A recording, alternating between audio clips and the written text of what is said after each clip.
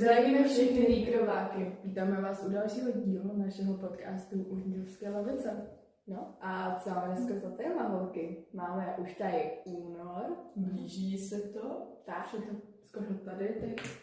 Ví někdo? Tak já vím, že si nikdo nevíte to slovo. Dnešním tématem bude Valentín. Tak, holky. Jaký máte s Valentínem zkušenosti? Dostali jste už někdy Valentínku svojí? Ne přímo Valentínku. Dostala jsem jednu květinu k plesu, ke kterému se ještě dostaneme dneska. No. A co ty, Evo? Já ne. Nebo čekáme na toho pravého. Přesně. Ten Třeba by, že všechny tři. Ale kdybyste někdo chtěl obdarovat někoho z nás, tak ne. Hledejte nás v 9A. Ve sklepě. Jsme dole ve sklepě. Tam na pravo? Je to na pravo? Jo. Prostě tam. Vy najdete nás. Prostě tam. No. Už nám někdo jde s Valentínkou. Tak a co ty, Eliško? Co ty děláš nás? Dobře, tak já jsem taky dostala květinku. Mm-hmm. A pamatuju si, když tady byl taková víc osobní, tak, že v 6. třídě na Valentín, v den valentínského plesu, jsem se spojila s jedním člověkem. A takže to je taková hezká vzpomínka jako na Valentín. Dobře, a jste spolu ještě stále s tímto partnerem? Nejsme. Vy sice odpověď známe, ale tak pro takové bezpřední. Tak myslím, jsme okeřili. Přesně. Už spolu nejsme. Jak dlouho? Ale neslíží do detailů. Dobře, když to takhle zhrnu, tak 3 roky asi spolu nejsme. No. První dětské lásky. Ano, bylo to hezký. Že to bylo jako na Valentín, tak to bylo taky kouzelný. Ale... Jo, bylo to kouzelný, když jsme na něj vždycky naběhli. Ale byli jsme děti, no. Tímto se mu omlouváme, pokud tohle to sleduje. No. Ale v tu chvíli to bylo možná. Teď jsme měli vidět Elenu. Bylo skvělý. Ela Šlo mi to. Šla po něm jak po koberci. Šlo mi to, takže to se pomůže, ano, přesně tak. No. To jsem chytla. No a tak máte vy nějakou hezkou vzpomínku na Valentín, jako kromě toho, že třeba Terka dostala kytku, tak nějakou jako, že třeba s rodičima jste to oslavili nějakou? Jako, abych byla upřímná, tak si moc ten Valentín nepamatuju, protože tím, že prostě nemám nikoho, nebo nikdy jsem neměla nikoho, s kým bych to jako oslavila, tak si to prostě úplně... A hlavně si myslím, že tady jako celkově v Česku, že to je takový svátek, který tady moc třeba lidí jako nezná, nebo jako neslaví. Zná, ale neslaví ho, jak Velikonoce nebo něco takového. Takže to je jenom takový jako... Jo. To jsou buď jako fakt 2 skupiny, buď úplně ty mladí, kteří mají třeba přítele, ale neslaví to, protože prostě si říkají, my máme lásku po celý rok, my to nepotřebujeme. A pak jsou tady ty důchodci, kteří to prostě jako slaví, že ty máš kytku jako... Já právě nevím, jestli to slaví víc taky ty starší, nebo spíš jako lidi. Já si myslím, že spíš ty mladší. No, že když si vezmu jako třeba svoje, jako babičko Zero, tak na mě rozhodně neslaví. Z mého pohledu jako lidi, kteří znám, tak to víc slaví jakoby ty starší. Že třeba, když třeba slyším nějaký, to zní jak spolkrství, ale když třeba slyším nějaký rozhovor, zrovna v sobotu, jsem slyšela, tak prostě ty mladí už to jako neslaví moc přijde. Ale tak jako... Ale tak tam se spíš záleží na té osobě. Jo. Každý to má asi jinak. Je to hezký gest, když prostě ten kluk přijde a... Jako asi jsem zastánce toho, že láska by se měla jakoby projevovat a prostě ukazovat, dávat na po celý rok, ale jako proč si to neudělat hezký ten jeden den, takový zajít někam. No a pak jsou tady ty jakoby ublížený, jakoby nezadaný, který prostě říkají, že Valentín je úplně k ničemu. No. Jako takhle, jsme sice taky nezadané. Ale nebo nemáte tady někdo někoho? No teď jsem se na vás tak podívala, abych tady nešířila nějakou informaci falešnou, ale Po ničem nevím, jo, takže... my jsme teda taky nezadané, ale nejsme jakože furt Valentín. Mně se to líbí. Jo. Mhm. Já to mám jako spojení, většinou jsem plese, Jo. takže... A třeba já, i kdybych se teďka s někým jako zbližovala, jestli to takhle můžu říct, a prostě řekl mi, jestli s ním budu na Valentína, tak jako by se mi to líbilo, že jo, je to zase takový hezký, jako víš co? No, my třeba máme takovou tradici s mamkou a s bráchu, že si vždycky něco jako koupíme navzájem a takhle slavíme Valentína my. No, tak my moc neslavíme upřímně doma. No. Já vím, že dejme to, že jsme teďky dostali s mamkou čokošku. Jsme to měli jako každá, nějaký takový ty krabice od té malky. Tak to bylo hezký.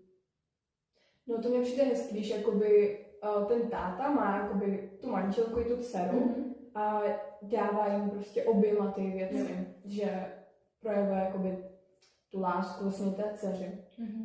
To se mi líbí. Jo, to je hezký, no. Takové gesto. No. Co to máme dál? No, tak když už jsme to nakousli, tak valentýnský ples školní. Tak, jak se tam chodí? Přesněji, jestli tady může být taková rýpavá, tak se to jmenuje Valentýnský taneční večer. Tak. Jenže my, protože prostě nemáme. To je moc dlouhý. No, a taky to vykoktali. A taky protože vlastně je to jako pro nás je takový ples, že prostě jak máme ty šaty, tancuje se tam, tak to bereme tak už. Jako celá škola tomu v podstatě říká ples. Jo.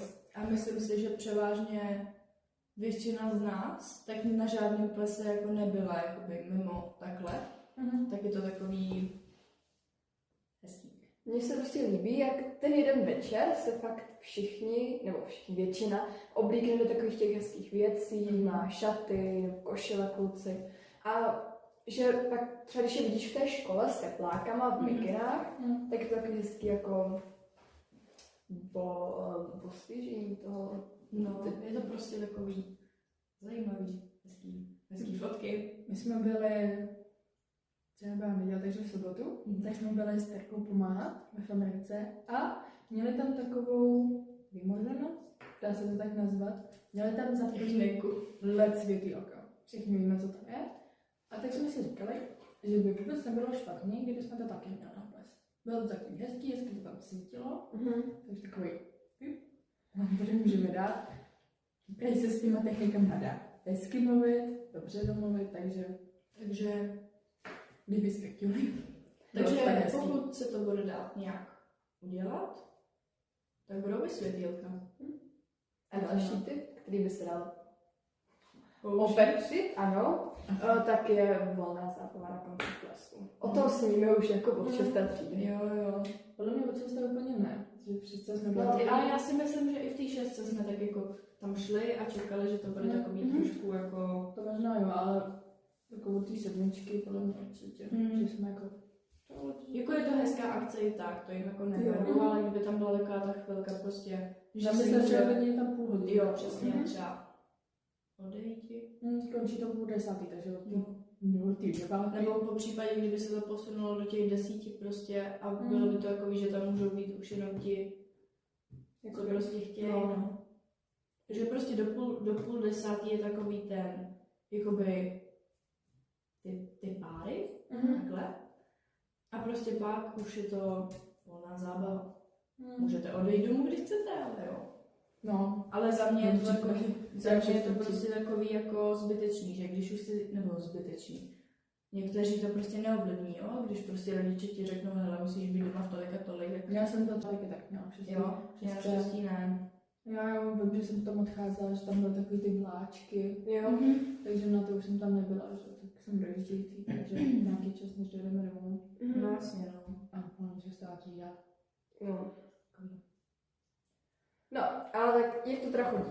Protože máme tady šestáky nový, nebo třeba i páťáky na příští rok. Možná i lidi z jiných škol, který se chcou přijít podívat. Tak jak to tam chodí? Co čekat? Co nečekat? na co se připravit. A co si vzít sebou? A na sebe. Ano. Dáme vám takový průvodce trošku teďka. protože radiotypy. už jsem přeci jenom v tom trochu zběhlý od té 6. třídy. Tak. My jsme účastníci každý rok, takže už trošku víme. No tak asi hnedka úplně tím nejdůležitějším, kupte si vůbec lístek. Stojí 100 korun. Kupuje se u paní asistentky.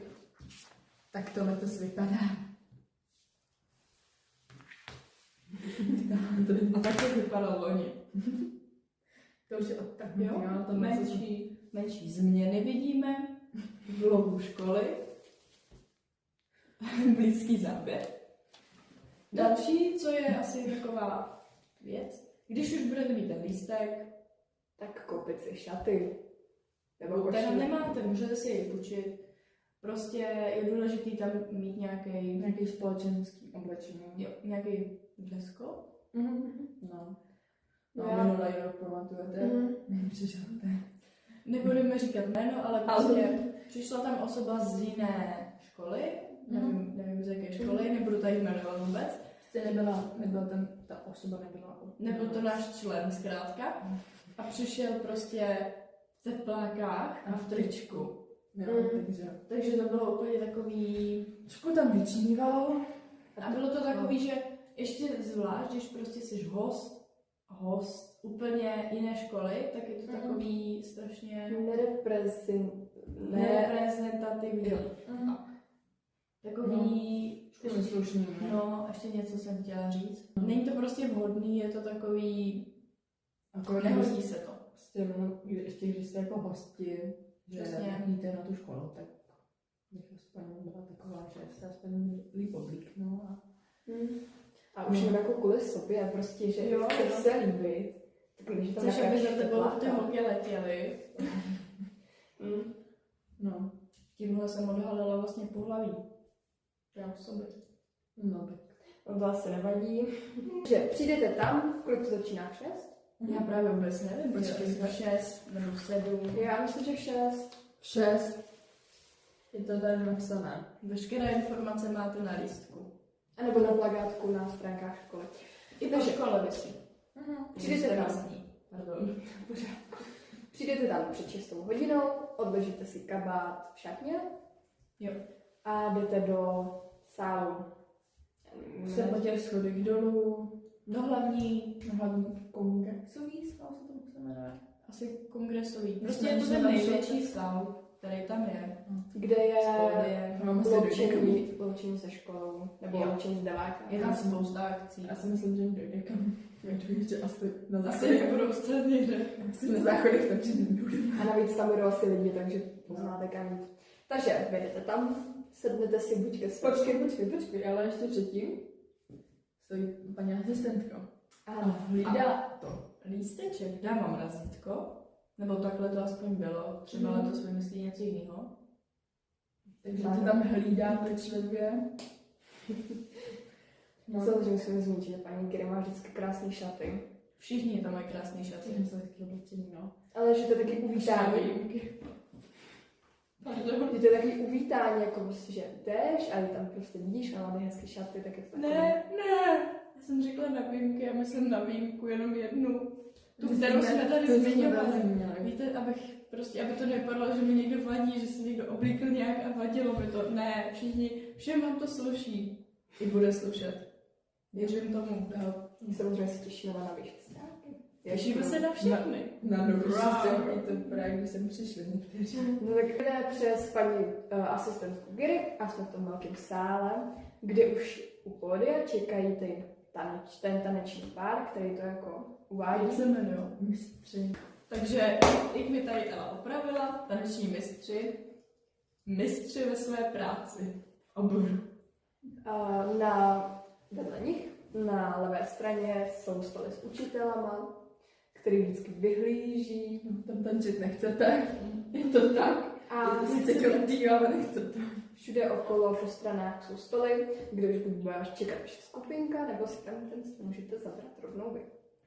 Když přijdete se svou skupinkou. Nebo budete sedět na zemi, vám říkám. Ne, sranda. Nebo pokud žádnou skupinku nemáte, tak je to hodně třeba o tom, že se můžete seznámit mezi třídama. My jsme jakhle minulý rok seděli Ne, já nebudu říkat. Prostě jsme seděli. S jinou třídou. Prostě jsme se takhle míchali. Se skupili. No a pak už je odběh 6. hodina a začínáme tančit. Ještě ne. Napřed vám řeknou pár pravidel takových. Jako etiketu. Jo. No. Co dělat, nedělat. To Ale nebojte se To si odpovídat. nechte překvapit. Ano. Nebojte se odpovídat, když se vás zeptají. No to hezky. Já... Buďte aktivní. Ano, obzvlášť musíte... I my bychom měli být aktivní. No, já jsem jednou byla aktivní. My jsme takový, občas takový, jako že si tam jenom povídáme, jsme takový zamlklí. No. Ne vůči sobě, vůči mistrům. No, tak já jsem jeden den zamlkala nebyla A vyjádřila se. vyjádřila jsem se. A bylo to správně. Takže A pak už přichází pánská polenka, myslím, že se tomu říká, prostě, že chlapci se zvednou a jdou si vybrat svoji dámu. je to samozřejmě mnohem lehčí, pokud máte třeba už vybranou tu dámu prostě v Předem. škole předem. Chceš mít toho partnera. Ano, se kterým tak jakoby jdete.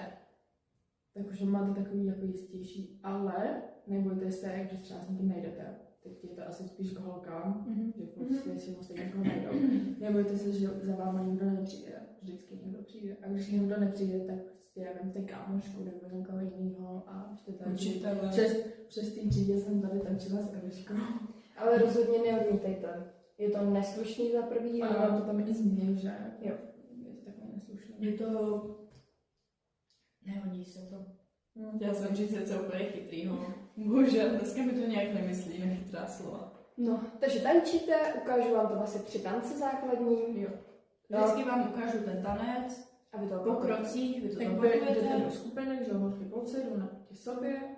ukážou se ty kroky a pak se to spojí. Jo. A, takže to jsou 3 tance, každý rok se mění. Nebo No, pár jich zůstává, třeba palčík zůstává. Tak jako točí se to třeba, že se něco Podle mě málo jsme změnilo. měli ale valc. Ale i valčík, i valčík. Já nevím, jak se ty tance jmenují, já vím, že to byl zášlap. Jo, jive. Zášlap. Podle mě jive. Jo. Můžeme udělat takové pokračování z předminulého dílu. Předminulého. A to je, že už jsou konečně známky z fyziky, takže teď tady máte, co dostala Elenka za číslíčko z Byla laboratorní jsem práce. případem, tak Jak jsi byla spokojená? Nebo Jo. jsi? Čekala jsem to o stupeň horší, že já potom, když se tady pošlu, co jsme dostali. Čekala jsem to o stupeň horší, takže já jsem spokojená. Jo, já myslím, že ty laboratorky dopadly dobře. Já jsem spokojená. I se známkou výslednou. No, takže, ale to jsme trošku odpočili. A tak jenom update, abyste viděli. No a tahle epizoda se blíží ke konci, takže pokud se o nás chcete dozvědět něco víc, tak nás nezapomeňte sledovat na našem školním Instagramu. Školní ne. Takže školním Rigrovka podtržítko ZŠ. Nebo na našem třídním. Eliminovští teď. Podtržítko, devážáci.a. Super. Tak jo, my se nás budeme těšit zase příště a mějte se hezky. Ahoj. Ahoj.